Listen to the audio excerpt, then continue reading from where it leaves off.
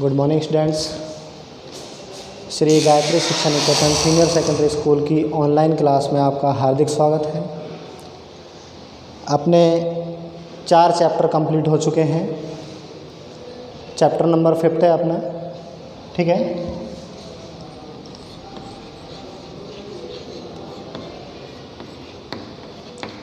Chapter name है अपना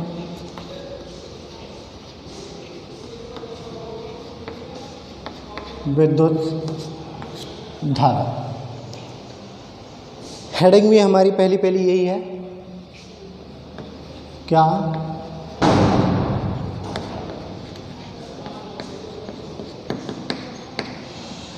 विद्युत धारा। अपने लिए बहुत पुराना टॉपिक है, ये कोई नया टॉपिक है नहीं। विद्युत धारा का हमने बहुत अच्छे से पढ़ रखा है। नॉर्मल इसकी सिंपल परिभाषा भी अपन जानते हैं। क्या जानते हैं? आवेश प्रवाह की दर क्या कहलाती है? धारा कहलाती है। लेकिन अपन आवेश प्रवाह की दर धारा कहें उससे पहले अपन कुछ और बात करते हैं। जैसे अगर अपन ये कहें कि धनायन और ऋणायन दोनों एक साथ उपस्थित हैं और धनायन एवं ऋणायनों आयन हैं, ध्यान दीजिएगा, और आयन एक दूसरे से अलग हैं, ठीक है। धन अपनी जगह पे है, ऋण अपनी जगह पे है। यदि इन धनायन और ऋणायनों को बाह्य विद्युत क्षेत्र की उपस्थिति में रख दिया जाए तो अपन जानते हैं बाह्य विद्युत क्षेत्र जो होता है इन आयनों पर क्या उत्पन्न करेगा? एक बल उत्पन्न करेगा, ठीक है। बल किस तरीके से उत्पन्न करेगा? धनावेश बाह्य विद्युत क्षेत्र की दिशा में उस बल के कारण गतिशील हो जाएगा और बल का नाम अपना वही होगा, क्या? कौन सा? QE। और ऋणावेश जो होगा उस पर भी बल इतना ही होगा, लेकिन उस पर जो होगा वो कौन सा? -QE। इसका मतलब विपरीत दिशा में। तो अपन यहाँ से कह सकते हैं जैसे ही किन्हीं धनावेश एवं ऋणावेशों को बाह्य विद्युत क्षेत्र की उपस्थिति में रखा जाता है तो सभी धनावेश बाह्य विद्युत क्षेत्र की दिशा में गतिशील हो जाते हैं तथा ऋणावेश बाह्य विद्युत क्षेत्र के विपरीत दिशा में गतिशील हो जाते हैं, ठीक है। धनावेश को भी क्या कहेंगे अपन? आवेश कहेंगे। ऋणावेश को भी अपन क्या कहेंगे? आवेश कहेंगे। धनावेश सारे के सारे एक निश्चित दिशा में गतिशील हैं, इस वाली डायरेक्शन में, और ऋणावेश जो हैं वो अपने विपरीत दिशा में गतिशील हैं। दोनों के बहने के कारण जो प्रवाहित होती है वो क्या कहलाती है? धारा कहलाती है। इसलिए अपन धारा को परिभाषित क्या करते हैं? आवेश के प्रवाह की दर धारा कहलाती है।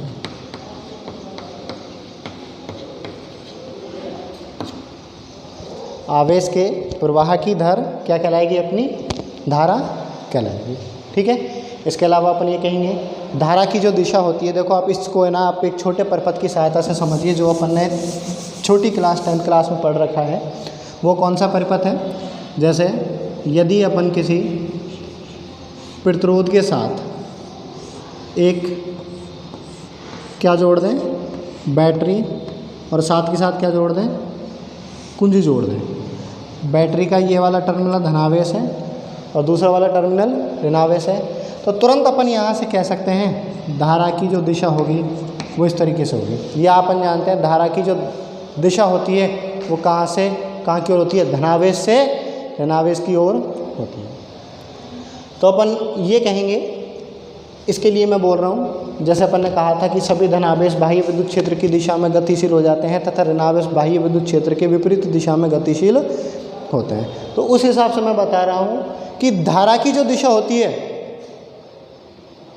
एक चीज़ और विशेष ध्यान रखिएगा, वैसे धारा अदिश राशि है, ठीक है, लेकिन इसकी दिशा अपन ज्ञात कर सकते हैं। दिशा होते हुए भी ये अदिश राशि है, वो अभी मैं जस्ट इसके बाद बताऊँगा। तो अपन कहेंगे जो धनावेश होते हैं वो बाह्य विद्युत क्षेत्र की दिशा में गतिशील होते हैं, जो ऋणावेश होते हैं वो बाह्य विद्युत क्षेत्र के विपरीत दिशा में गतिशील होते हैं। ये अपन को ध्यान भी रखना पड़ेगा।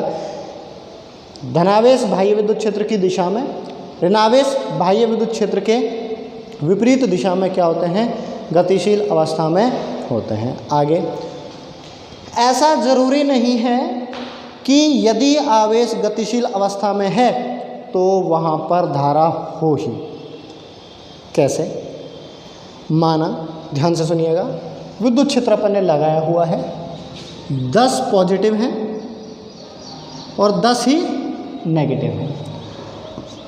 ये सारे के सारे धनावेश 5, 6, 7, 8, 9, 10 इस डायरेक्शन में गतिशील है, और ये ऋणावेश भी इसी दिशा में गतिशील है। ध्यान दीजिएगा, गतिशील अवस्था में बोल रहा हूँ, इसका मतलब आवेश प्रवाह हो रहा है।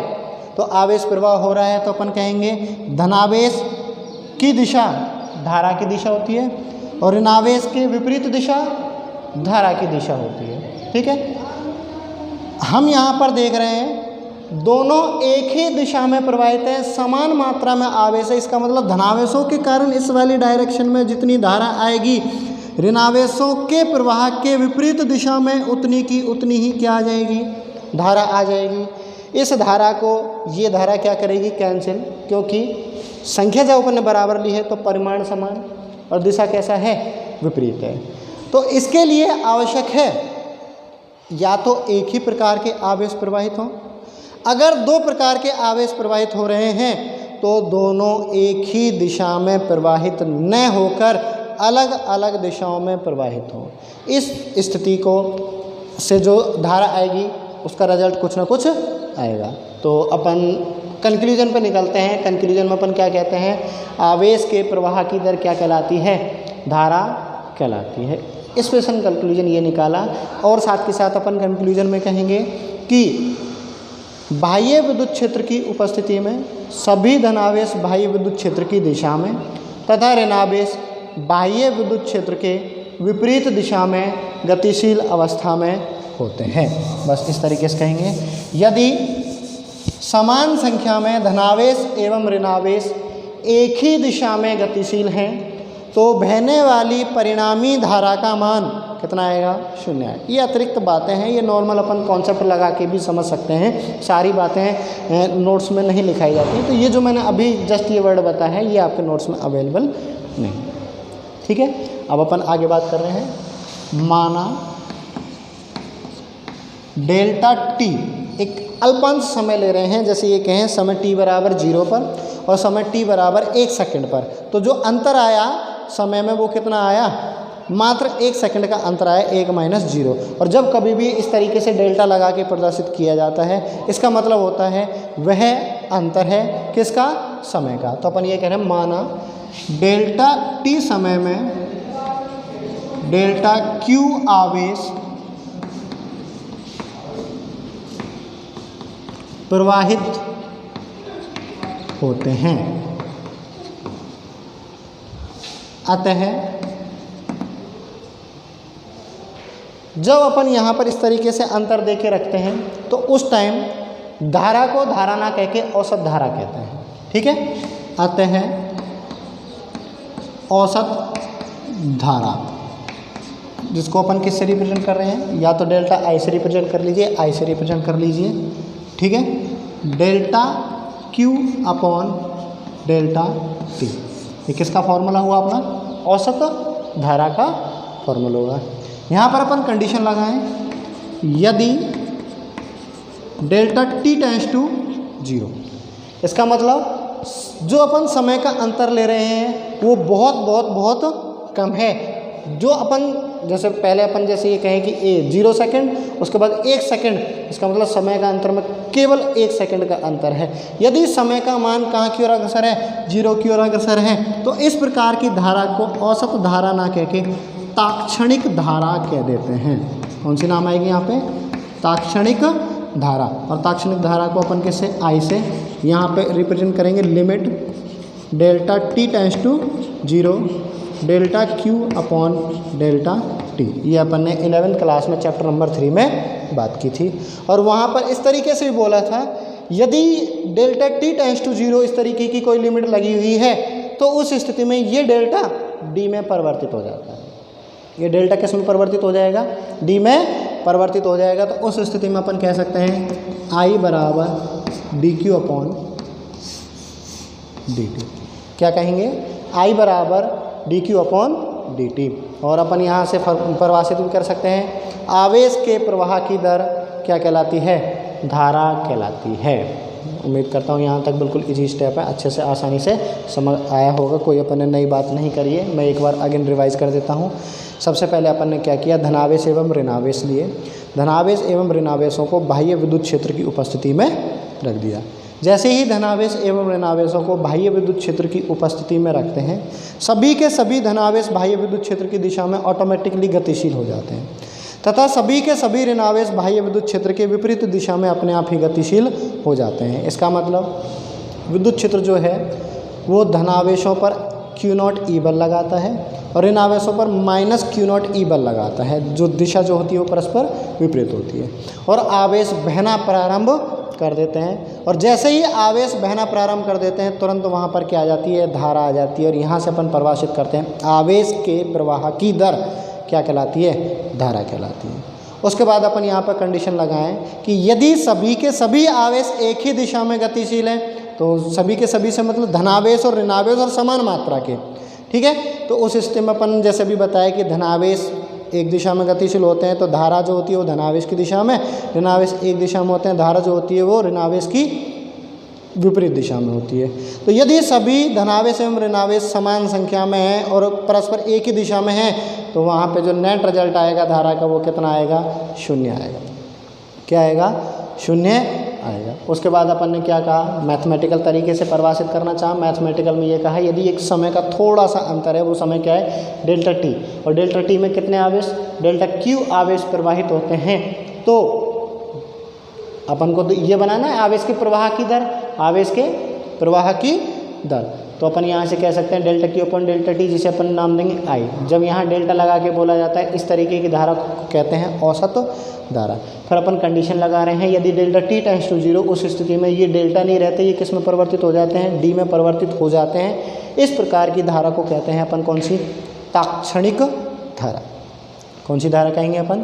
तात्क्षणिक धारा। ये दो प्रकार की अपन ने धारा पढ़ी यहाँ पे, औसत धारा और तात्क्षणिक धारा। अगर अपन को धारा का और कोई परिभाषा देना है तो अपन नॉर्मल इस तरीके से भी लिख सकते हैं, आई बराबर क्यू अपॉन टी। यदि t बराबर 1 सेकेंड तो I बराबर Q। क्या कहेंगे? 1 सेकेंड में प्रवाहित होने वाले आवेश क्या कहलाती है? धारा कहलाती है। 1 सेकेंड में प्रवाहित होने वाले आवेश क्या कहलाते हैं? धारा कहलाते हैं। एक परिभाषा और बना देंगे यहाँ पे, चाहे तो ये वाली बोल लीजिए आवेश के प्रवाह की दर, चाहे ये वाली बोल लीजिए आई बराबर क्यू अपॉन टी के हिसाब से 1 सेकंड में प्रवाहित होने वाले आवेशों की संख्या धारा कहलाती है। ठीक है। अब बात हम इसके मात्रकों की करते हैं। नॉर्मल 3 फॉर्मूले हैं, तीनों में से कोई सा भी यूज ले लीजिए, तीनों में से ही अपना जो रिजल्ट आएगा वो कैसा आएगा? सेम आएगा। चलिए मात्रक की बात करते हैं। वैसे तो हम जानते हैं, काफ़ी बार यूज लिया हुआ भी है।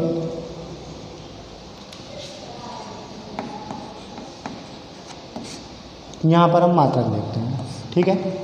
एक अपन ने 11th क्लास में डायरेक्टली 7 मूल मात्रक पढ़े थे, जिसमें एक मात्रक क्या था? धारा भी था। और धारा को किस में मेजर किया था? अपन ने एम्पियर में मेजर किया था। किस में? अपन ने एम्पियर में मेजर किया था। साथ ही साथ दूसरा मात्रक अपन यहाँ से बना सकते हैं। अपन एक फॉर्मूला लिख रहे हैं, क्या? आई बराबर क्यू अपॉन टी। तो क्यू का जो होता है वो क्या होता है? कूलाम। और टी का जो होता है वो कौन सा? सेकंड। तो मात्रक जो हो गया वो क्या हो गया? Coulomb upon second. और इसी कूलाम अपॉन सेकंड को क्या कहते हैं अपन? एम्पियर कहते हैं। ठीक है। तो 2 मात्रक हमने यहाँ से निकाले धारा के। एक मात्रक कौन सा होता है? एम्पियर होता है। और दूसरा जो मात्रक होता है वो कौन सा? कूलाम अपॉन सेकंड होता है। उम्मीद करता हूँ यहाँ तक अच्छे से समझ आया होगा। मात्रक निकाले हैं तो अपन को इसकी विमा भी पता होनी चाहिए। और विमा चाहे यहाँ से निकाल लीजिए, चाहे डायरेक्ट इसकी सहायता से लिख सकते हैं। हमें पता है विमा को जो अपन परिभाषित करते हैं तो क्या कहते हैं, मूल मात्रकों की घातों के रूप में लिखा जाता है किसको, विमाओं को। तो अपन जब कह ही रहे हैं कि धारा मूल मात्रक है, धारा मूल मात्रक है तो ए धारा का ही मात्रक है एम्पियर, तो विमा क्या बन जाएगी इसकी, M0 L0 T0 A1।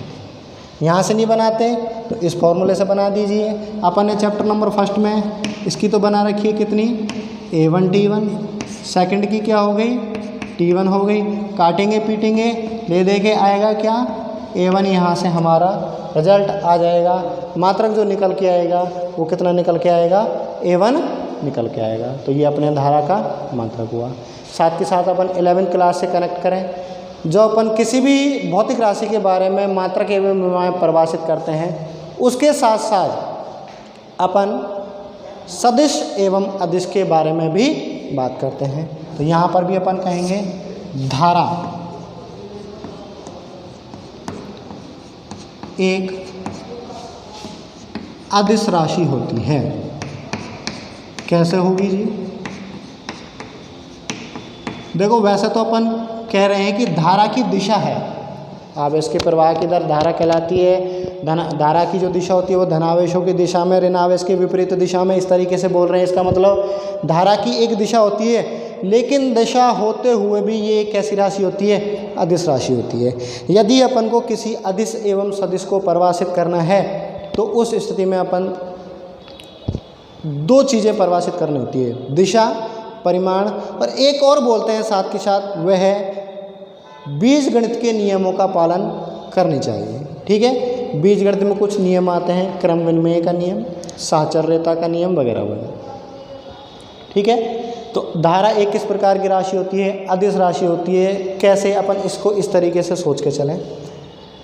पहले तो हम क्रम विनिमय का नियम की बात करें। क्रम विनिमय का नियम कहता है कि A प्लस B बराबर होना चाहिए किसके, B प्लस A के।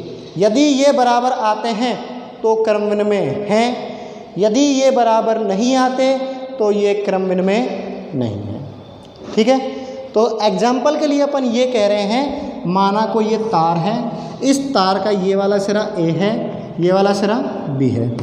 100 धनावेश तार के A सिरे से चले और तार के B सिरे की ओर गति कर रहे हैं। चूँकि तार है तो उसका प्रतिरोध होगा ही होगा, तार का प्रतिरोध होगा, तो उस स्थिति में अपन कहेंगे कि 100% यहाँ पर 100 नहीं पहुँच पाएंगे, कुछ ना कुछ कम पहुँच पाएंगे। माना सुविधा के अनुसार कितने पहुँच पाए, 98 आवेश यहाँ पर पहुँच पाए।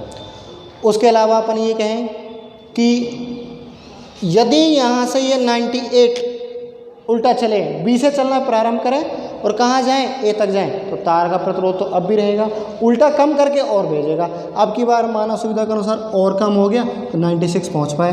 तो A से B पर गए और B से A पर आए, दोनों मान कैसे होने चाहिए थे, समान होने चाहिए थे, लेकिन हम तो यहाँ देख रहे हैं कैसे हैं, अलग अलग। यदि ये समान होते तो क्रम विनिमय का पालन करते, लेकिन ये समान नहीं है, इसका मतलब क्रम विनिमय का पालन नहीं करते।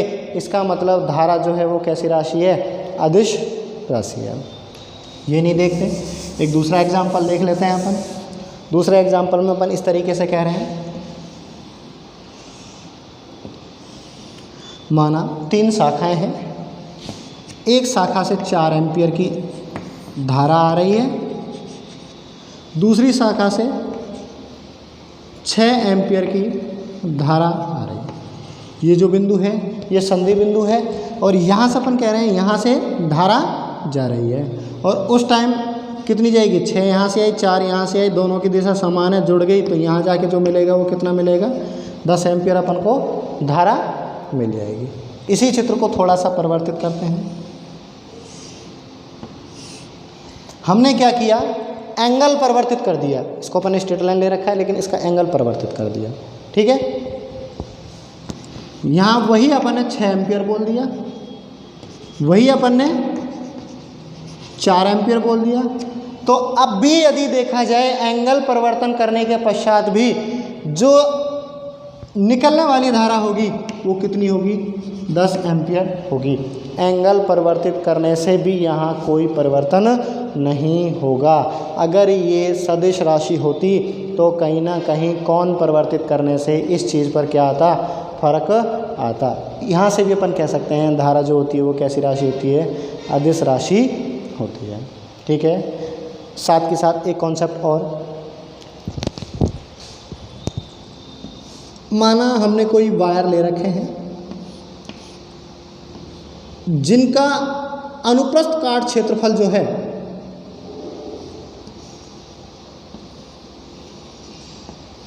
वो अलग अलग है।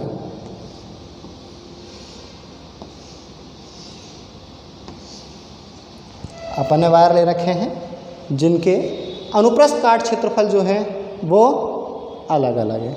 माना यहाँ से 10 आवेश प्रवेश करते हैं तो यहाँ से निकलेंगे भी कितने, 10 ही निकलेंगे।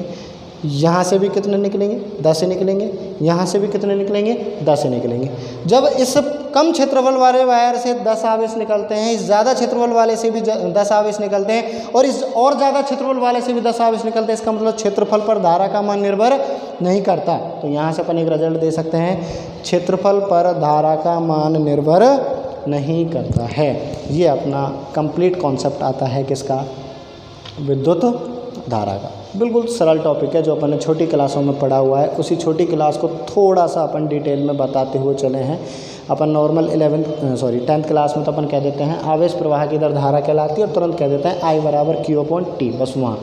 अब यहाँ पर अपन ने जो नया पढ़ा है वो एक औसत धारा, ताक्षणिक धारा, धारा का मात्रक वगैरह क्या होते हैं, सदिश है, सदिश है तो क्यों है, अदिश है तो क्यों है, इस चीज़ का अपन जवाब दे रहे हैं। साथ के साथ अपन कहेंगे क्षेत्रफल से धारा के मान में कोई भी परिवर्तन नहीं होता है, धारा एक अदिश राशि होती है।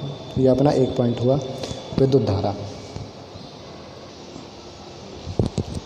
अगले टॉपिक पर अपन चलते हैं।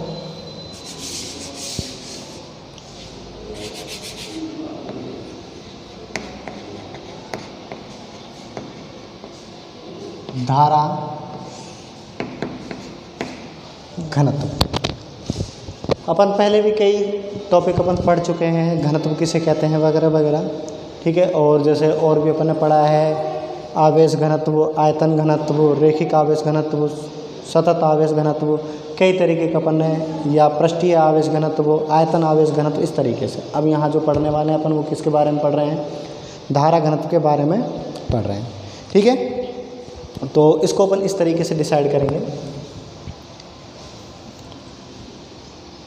माना ये एक समान विद्युत क्षेत्र है जिसमें एक समान मान की धारा प्रवाहित हो रही है।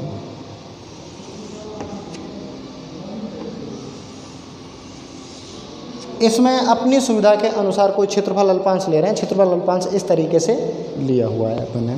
ठीक है, आपको पहले भी बताया हुआ है कि क्षेत्रफल अल्पांश की जो दिशा होती है वो पृष्ठ के लंबवत इस तरीके से होती है। माना ये जो क्षेत्रफल अल्पांश है, डी ए बोल दो, ए बोल दो, कोई फ़र्क नहीं पड़ेगा। यदि अल्पांश ले रहे हो तो डी ए बोल देंगे, और यदि पूरा का पूरा क्षेत्रफल की बात करें वो ए बोल देंगे, वो जो सुविधा के अनुसार ले लिया जाएगा। इसको अपन डी ए से व्यक्त कर रहे हैं। ये जो दिशा है वो धारा की दिशा है, और साथ के साथ ऐसा माना है धारा और क्षेत्रफल अल्पांश के मध्य बनने वाला जो कोण है वो कितना है, थीटा है। ठीक है, क्योंकि जब अपन यहाँ एक क्षेत्रफल अल्पांश ले रहे हैं तो इससे गुजरने वाली जो धारा होगी वो भी कैसे होगी, अल्पांश के रूप में भी होगी, तो उसके लिए भी अपन क्या लगा रहे हैं, डी लगा रहे हैं। तो सबसे पहले इसको परिभाषित करेंगे। अपन ने जितने भी अपन ने लिए हैं, तो जैसे मैं बात करूँ आवेश घनत्व की बात करूँ, वो भी पृष्ठीय आवेश घनत्व की बात करूँ, तो अपन क्या लिखते हैं, सिग्मा बराबर dQ/d। एकांक क्षेत्रफल से गुजरने वाले आवेश क्या कहलाएंगे, पृष्ठीय आवेश घनत्व कहलाएंगे। ऐसी अपन बात करें रो बराबर dQ/dV।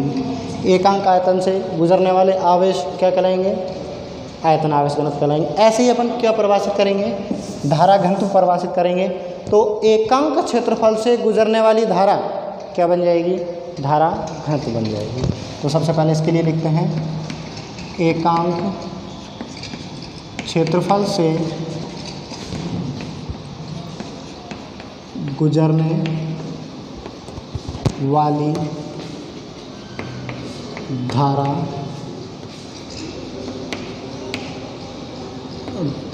घनत्व कहलाती है। क्या कहलाएगी? धारा घनत्व। एकांक समय से गुजरने वाले आवेश धारा कहलाएंगे। और ध्यान दीजिएगा, एकांक क्षेत्रफल से गुजरने वाली धारा घनत्व कहलाएगी। अंतर है किसमें? केवल अगर आवेश की बात हो एकांक समय में गुजरने वाले आवेश तो धारा, और एकांक क्षेत्रफल से गुजरने वाली धारा तो वो क्या कहलाएंगी? धारा घनत्व। इसे जो रिप्रेजेंट करते हैं, इसे किससे व्यक्त करते हैं? जे से व्यक्त करते हैं। और साथ के साथ ये जो राशि होती है वो कैसी? सदिश राशि होती है। ये अपन प्रूव भी करेंगे कि ये सदिश राशि कैसे होती है। इसे जे से व्यक्त करते हैं। और मैं ये वेक्टर लगा के चल रहा हूँ, इसका मतलब है ये जो जे है ये कैसी राशि है? सदिश राशि है। सदिश राशि है तो अपन इस चीज़ को देखेंगे कि सदिश है नहीं है, आगे चल के इसको प्रूव भी करेंगे। ठीक है, तो सबसे पहले अपन मान लेते हैं, माना क्षेत्रफल अल्पांश डेल्टा ए से डेल्टा आई धारा गुजरती है। क्षेत्रफल अल्पांश डेल्टा ए से कितनी धारा गुजार रहे हैं अपन? डेल्टा आई धारा गुजार रहे हैं। तो अपन क्या कहेंगे? जैसा कि अपन ने परिभाषित किया धारा घनत्व को, एकांक क्षेत्रफल से गुजरने वाली धारा क्या कहलाती है? धारा। जब भी कभी इस तरीके की एकांक वाली बात आती है वो कहाँ आता है? बटे में आता है। तो यहाँ से क्या कह सकते हैं अपन? जे बराबर डेल्टा आई बटे डेल्टा ए। ये किसका फॉर्मूला बन जाएगा? अपना धारा घनत्व का फॉर्मूला बन जाएगा। जे बराबर डेल्टा आई बटे डेल्टा ए। अब अपन इस चित्र के बारे में बात करते हैं। माना एक समान धारा एक निश्चित दिशा में प्रवाहित है। इसमें कोई क्षेत्रफल स्थित है। क्षेत्रफल अल्पांश हमने लिया हुआ है जिसकी दिशा डी ए इस तरीके से दिखा रखी है। क्षेत्रफल अल्पांश से धारा की दिशा कितना कोण बनाती है? थीटा कोण बनाती है। ठीक है, अब यदि मैं यहाँ से डी ए का घटक बांटूँ, आप डी ए ना लेके यहाँ पे क्या ले सकते हो? डी ए मत लीजिए आप। एक चीज़ अपन गलत लिख के चल रहे हैं। देखो अपन ये कह रहे हैं कि धारा की दिशा ये है, चूँकि धारा की तो दिशा ही नहीं होती, इसलिए यहाँ धारा ना लिख के क्या लिखेंगे? धारा घनत्व लिखेंगे। और उसके लिए अपन को जो लिखना पड़ेगा वो क्या? जे लिखना पड़ेगा। धारा घनत्व की दिशा ये है। अपन क्या कर रहे हैं? यहाँ पे डी ए के घटक बांट रहे हैं। डी ए के जैसे ही घटक बांटेंगे, जिस साइड थीटा बना हुआ होता है या दिया गया होता है वो कॉस थीटा का घटक होता है, और जिस साइड थीटा नहीं दिया गया होता वो साइन थीटा का घटक होता है। तो ये जे की साइड है तो ये घटक बन जाएगा क्या? D A cos theta. और एक जो जाएगा वो लंबवत दिशा में जाएगा जिसकी अपन को जरूरत पड़ी नहीं रही, ये वाला क्या हो जाएगा? डी ए साइन थीटा हो जाएगा। तो अपन यहाँ पे क्या करते हैं? इसी फॉर्मूले में घटक यूज ले लेते हैं। तो अपन कह सकते हैं जे बराबर डेल्टा आई अपॉन, मैं लिख देता हूँ घटक रूप में, जे बराबर delta I upon delta a cos theta. यहाँ से क्या कह सकते हैं? डेल्टा आई बराबर जे डेल्टा ए कॉस थीटा। संपूर्ण की बात करें तो समाकलन लगाना पड़ेगा। ये कहें संपूर्ण क्षेत्रफल के लिए, संपूर्ण क्षेत्रफल के लिए तो यहाँ क्या लगाना पड़ेगा? समाकलन लगाना पड़ेगा। Delta I is equal to integration j delta a cos theta. पहले भी इस चीज़ के ऊपर चर्चा हो चुकी है। जो जे होता है वो ऑलवेज क्या होता है? कांस्टेंट होता है। धारा घनत्व तो हमेशा क्या होता है? नियत रहता है। अपन ने पहले भी किया था कि घनत्व के बारे में बात करें, सिग्मा लैम्बडा यदि अपन ने कंप्लीट के लिए लिया है तो भी सिग्मा का सिग्मा बना रहा है, अल्पांश के लिए लिया है तो भी सिग्मा का सिग्मा ही बना रहा है। तो अपन ने कई जगह फॉर्मूले लिख रखे हैं, सिग्मा बराबर क्यू अपॉन ए और सिग्मा बराबर भी लिख रखा है अपन ने dq/dA। इसका मतलब क्षेत्रफल अल्पांश से बात करें या ये कहें घनत्व का मान हमेशा क्या बना रहता है, नियत बना रहता है। डेल्टा आई, इसका मतलब यहाँ पर समाकलन लग रहा है, इसकी कंप्लीट वैल्यू दे देगा, ये दे देगा कि इसको क्या आई। जे कांस्टेंट राशि होती है, बाहर निकाल सकते हैं। डेल्टा ए कैसी राशि है, अल्पांश है। संपूर्ण क्षेत्रफल माना इसका जो है वो क्या है, ए है। तो मैं समाकलन को सॉल्व करके क्या लिख सकता हूँ, जे ए कॉस थीटा। क्या लिख सकते हैं अपन, जे ए कॉस थीटा। चूँकि अपन ये कह रहे हैं कि क्षेत्रफल जो होता है वो भी कैसी राशि है, सदिश राशि है। और धारा घनत्व को यहाँ पे अपन बोल के चल रहे हैं ये कैसी राशि होती है, सदिश राशि होती है। यदि ये दोनों सदिश राशि हैं तो अपन 11वीं क्लास में पढ़ के आए हैं दो सदिशों का अदिश गुणनफल, A vector dot B vector is equal to A B sine theta. यदि जे सदिश है, ए सदिश है, ये कौन सा टर्म ले रहे हैं तो हम इसको लिख सकते हैं आई बराबर जे वेक्टर डॉट ए वेक्टर, ठीक है। और दो सदिश राशियों का डॉट गुणनफल जो होता है वो कैसा होता है, अदिश होता है। ये अपन पहले भी लिख सकते हैं, जैसे एक दो एग्जांपल लिखें, W बराबर एफ डॉट डी आर। तो W कैसी राशि है, अदिश है। F कैसी राशि है, सदिश है। DR कैसी है, सदिश है। तो इसी तरीके से J भी कैसी राशि है, सदिश राशि है। A भी कैसी राशि है, सदिश राशि है। दोनों का डॉट गुणनफल जो होगा वो कैसा होगा, अदिश होगा, जिसे अपन किससे व्यक्त कर रहे हैं, धारा से व्यक्त कर रहे हैं। तो कुल मिला के अपन धारा घनत्व को परिभाषित करना चाहेंगे तो सीधा सा कहेंगे एकांक क्षेत्रफल से गुजरने वाली धारा क्या कहलाएगी, धारा घनत्व कहलाएगी। इसे किससे व्यक्त करेंगे, जैसे व्यक्त करेंगे। और जे बराबर क्या होगा, आई अपॉन ए या delta I upon delta A, जैसा अपन बोलना चाहें इस तरीके से हो सकता है, ठीक है। अल्पांश के लिए बोलना है तो अल्पांश के लिए। और यहाँ से अपन ने ये चीज़ प्रूव कर दिया कि जे जो होता है वो कैसी राशि, सदिश राशि होती है। अगर जे सदिश राशि नहीं होती तो ये फॉर्मूला अप्लाई कर ही नहीं सकते। इन पर दो सदिशों का डॉट गुणनफल ही क्या होता है, एक अदिश राशि है। अगर ये कहीं हद तक सही है, इसका मतलब जे कैसी राशि होगी, सदिश राशि होगी। ये अपना कौन सा है, धारा घनत्व का कॉन्सेप्ट है। वही मात्रक एवं विमाओं की बात कर लेते हैं। जो भी अपन भौतिक राशि पढ़ते हैं उसकी मात्रक एवं विमा जरूर अपन पढ़ेंगे। तो अपन यहाँ पे बात करें मात्रक की, तो जो भी फॉर्मूला आप यूज़ ले रहे हो उनसे आप मात्रक निकाल सकते हो। फॉर्मूला है धारा का जो मात्रक होता है वो क्या है, एम्पियर बटे नीचे दिया हुआ है क्या, क्षेत्रफल। और क्षेत्रफल का मात्रक जो होता है वो क्या होता है, मीटर स्क्वायर। तो धारा घनत्व का मात्रक क्या हो गया, एम्पियर अपॉन मीटर स्क्वायर जो है वो हमारा किसका मात्रक हो गया, धारा घनत्व का मात्रक हो गया। हम विमा की बात करते हैं। विमा क्या बनेगी, तो जैसा कि अपन यहाँ पर देख रहे हैं, एम्पियर का तो क्या हो गया, A1 हो गया, और मीटर स्क्वायर का क्या हो गया, L2 हो गया। सिर्फ इसको सॉल्व करेंगे तो m के साथ लिख देता हूँ मैं, m0 L-2 T0 A-1। ये हो गई अपनी क्या, धारा घनत्व के मात्रक एवं विमान, ठीक है। इस तरीके से अपन एक छोटा सा टॉपिक परिभाषित करते हैं जिसका नाम क्या है, धारा घनत्व। उम्मीद करता हूँ दोनों टॉपिक तरीके से समझ आए होंगे, नहीं आए तो आप पूछ सकते हो, ठीक है। नेक्स्ट देखते हैं।